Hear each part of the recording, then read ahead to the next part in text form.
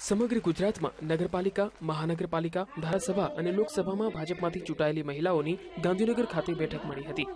મુખ્યમંત્રીએ આ બેઠકને સંબોધતા કહ્યું કે બાળપણમાં જે પક્ષ સાથે બાળકો જોડાય તેની છાપ જીવનભર રહેતી હોય છે।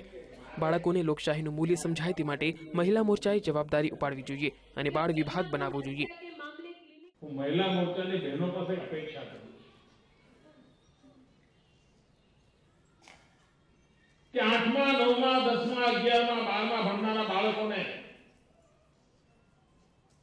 લોકશાહીનું મૂલ્ય સમજાવી શકીએ। આપણે લોકશાહીના પર્વનો પરિચય કરાવી શકીએ।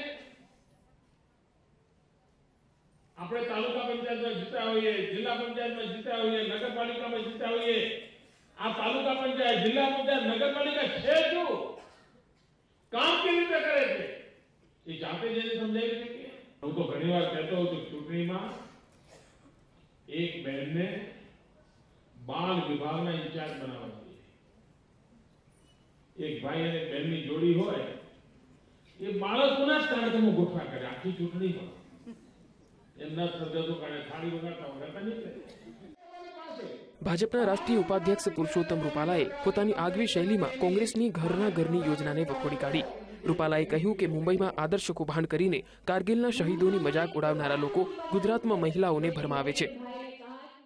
કારગિલની વિધવાઓને આપવા માટેના ફ્લેટ ચાવી જનારાઓ બહેનોને ઘરના ઘર આપવાની વાત તમારા મોઢામાં દુર્ગંધ મારે છે, તમને નથી શોભતી।